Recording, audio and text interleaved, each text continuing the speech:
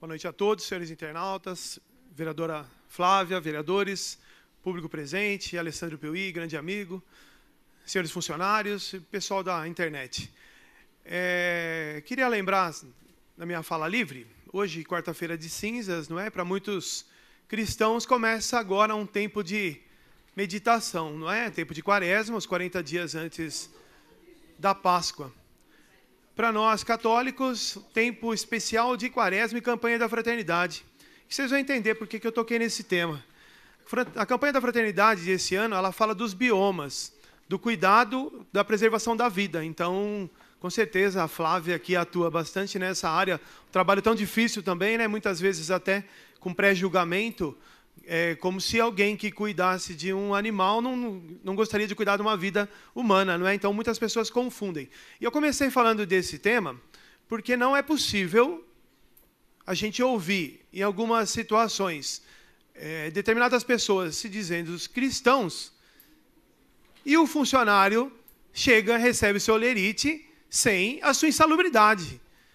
No setor privado, é muito claro, não conheço nenhuma história, preciso até pesquisar mais, não conheço nenhum caso do Ministério do Trabalho, às vezes que já acompanhei visitas e auditorias na fábrica, que o funcionário foi lá e perdeu a insalubridade. Não tem muito sentido, aparentemente. De fato, as pessoas que conhecem bem, o Edu, que fez um trabalho tão bonito lá na Sanebave, técnico, com conhecimento de causa, alguma coisa está errada nessa informação. Primeiro, recebeu o olerite sem um benefício que já é constituído, isso também, posso estar enganado aqui, pode facilmente, no Ministério Público, ser reconhecido como passivo de crime. Porque você não pode tirar um direito do trabalhador sem, no mínimo, uma assembleia, sem, no mínimo, um comunicado. Então, eu não quero me estender muito nesse tema, está muito claro a minha posição junto com essa situação. Se não me engano, é a nossa quarta sessão ordinária, mais a extraordinária.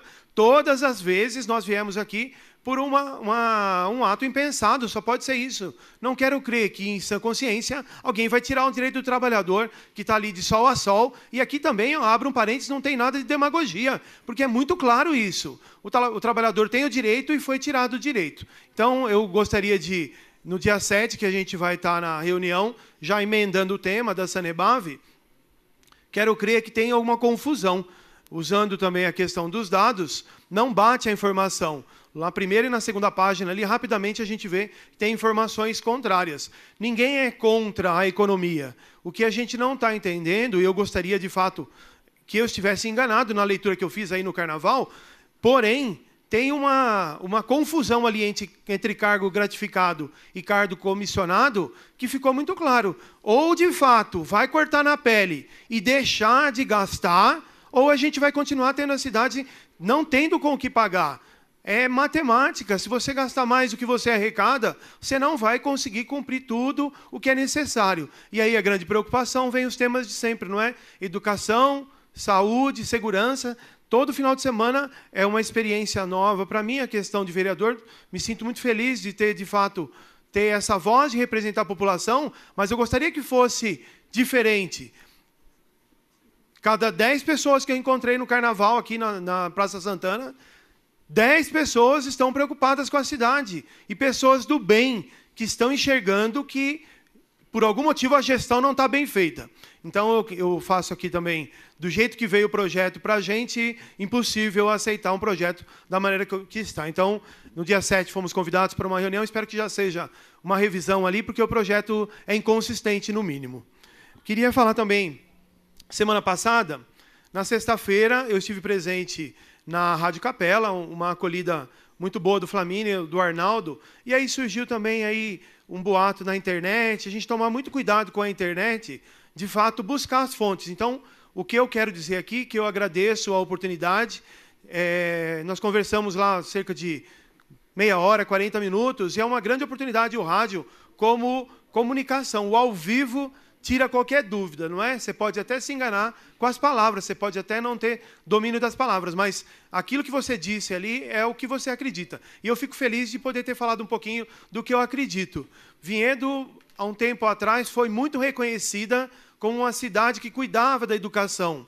A educação municipal ainda é o único meio de fazer com que as crianças aprendam. E as crianças de hoje vão ser as nossas crianças, que o Edson comentou. Não é triste quando a gente encontra pessoas que poderiam ter tido uma oportunidade e não tiveram, e aí sabemos o final da história. A violência, ela capta principalmente os que têm menor chance, menor oportunidade de se defender. Então, eu acredito que, para Vinhedo sair dessa situação que nós nos encontramos, só tem uma saída, é pensar na educação. E aí, como é que você vai pensar na educação se não reconhece o funcionário da educação?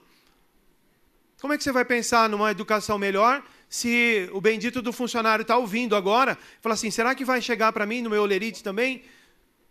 É um assunto que a gente tem falado pouco também, mas a questão dos funcionários, se não me engano, é um problema. O funcionário, o estagiário, o auxiliar, ele não pode se alimentar ali com a merenda da escola.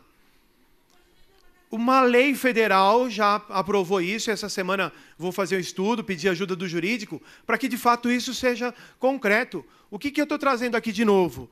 Ações simples, resultados grandes, porque não é meu, isso é conceito de gestão.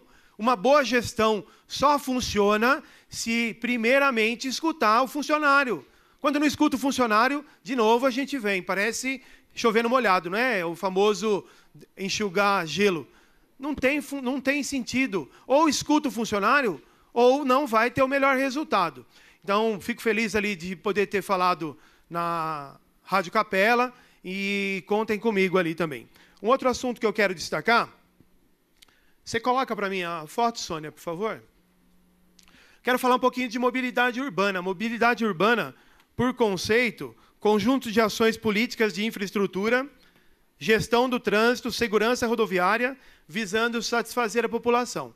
Então, eu coloquei ali, destaquei esse ponto, que eu enxergo isso também. Pode parecer fora do contexto, mas você sai da sua casa com seus problemas, o seu medo do desemprego, sua conta para pagar, seu filho doente, e você chega naquele entroncamento lá da Garbuio com a Estrada da Boiada, e fica ali pelo menos de 7 a 8 minutos. Eu passo sempre por ali de manhã, quase 10 minutos esperando uma oportunidade para não sofrer um acidente.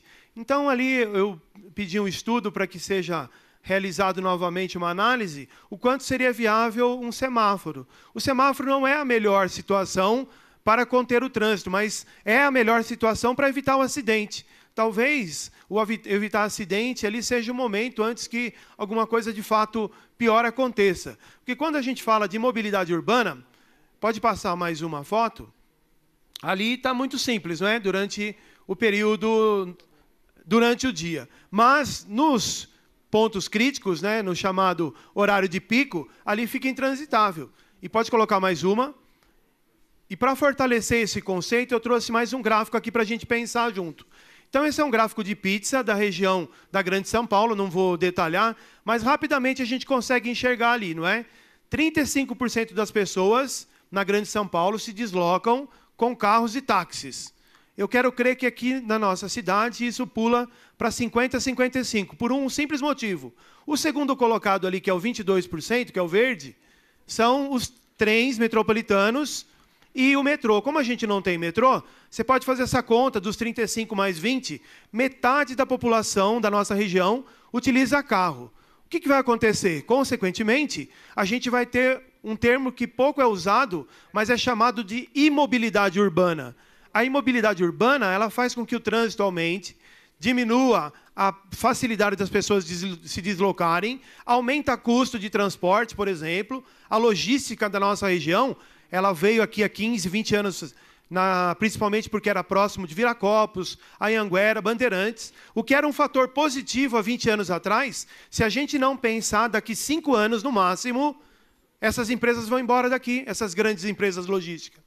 Por quê? Porque é simples o motivo. A conta dele é matemática. Se ele vai demorar mais tempo para se deslocar, o custo vai ser maior, então a resposta é rápida. Pode passar mais um, por favor?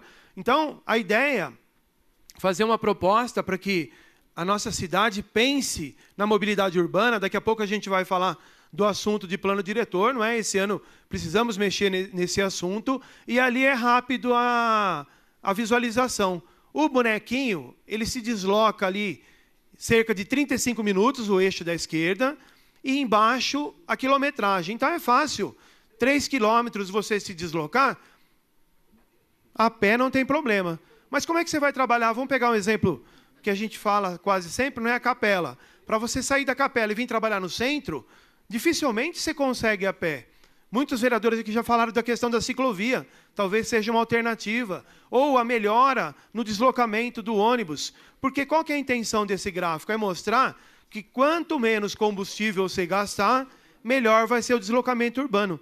Então, eu queria, de fato, daqui para frente, mais umas 2 sessões, trazer essas propostas. A primeira proposta, concreta. Como que está sendo analisada a mobilidade urbana na cidade?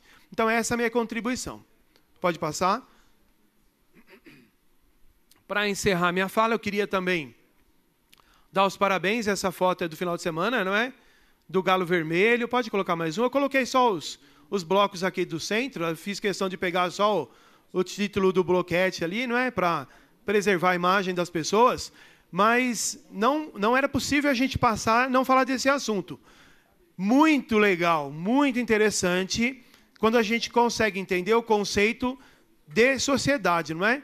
Os grupos se organizaram, os blocos se organizaram, eles ensaiaram, despenderam tempo, investiram, gastaram nos pós-coloridos, nos enfeites, para que toda a população, nesse mar de notícia ruim que a gente tem trazido, pudesse ali, como se fosse um alerta, né? Um tempo de esfriar a cabeça, não é? Se divertir um pouquinho no carnaval. Porém, a gente tem que fazer uma reflexão que é a seguinte.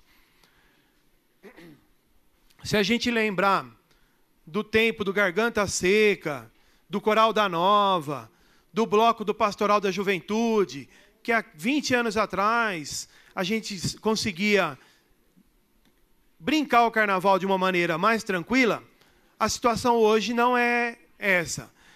Impossível passar com a família na Praça Santana, aqui domingo, segunda noite. Com a família não dava para passar. E aí aqui também, não quero também, de nenhuma maneira, ter um tom de pré-julgamento, até porque quem tem mais de 18 anos é responsável pelas suas atitudes. Eu fui testemunha, a Guarda Municipal ali presente, a Polícia Militar, mas a Guarda Municipal vai fazer o quê? Tinha o quê? 3 mil pessoas aqui no centro? 2 mil pessoas? 5 mil pessoas? Então, de novo, eu repito, os que têm mais de 18 anos, de fato, é a responsabilidade pessoal de cada um. Mas e as crianças que estavam ali? E bêbadas, drogadas, infelizmente. E quem passou aqui viu. Garrafa de vidro quebrada, bem público, sendo independente da religião, não é? Mas a partir do momento que a pessoa usa a Matriz Santana para urinar na parede da matriz, alguma coisa ali está fora do contexto. Não é? No mínimo, uma falta de informação. Pode falar, PC. Eu encontrei uma criança de 14 anos caído bêbada no chão. Bêbada. Levei até a viatura. Tá? Os guardas acionaram o conselho tutelar, porque os pais não estavam, só que o conselho não compareceu na delegacia. Ou seja, a gente, aqui, o tocar nesse assunto é para que a gente use como lição aprendida, não é? De fato, a gente precisa rever alguns conceitos e a responsabilidade do menor de idade ainda é do pai e da mãe. O responsável, por si mesmo o nome, é detentor de tomar conta dessa criança. Mas nós, como cidadãos, não é? Como cidade, como legislativo, como executivo, a gente precisa repensar. De repente, buscar ideias das cidades na região. Eu vi algumas cidades, não me recordo o nome agora, mas fizeram uma entrada com... Eu fiquei tão feliz durante o domingo, na hora do almoço, Florentino, que eu vi lá a ideia, não é? Cada criança entrando dentro do recinto, sendo revistada e colocando uma pulseirinha simples, com GPS simples, que todo celular conseguiria localizar. Então, mesmo que as crianças se perdessem num recinto cuidado ali, não teria problema. Então, eu sou totalmente a favor de valorizar os blocos, precisa ter incentivo, porque eu conheço quase que 100% dos que organizaram, e todos eles com muito boa intenção. O que não pode acontecer é o seguinte: a gente fechar a nossa janela, desligar o nosso computador e achar que está normal, porque não é normal o que está acontecendo. Ou a gente cuida da cidade infraestrutura e cuida da cidade pessoas, ou o final da história já sabemos. Por essa noite é só.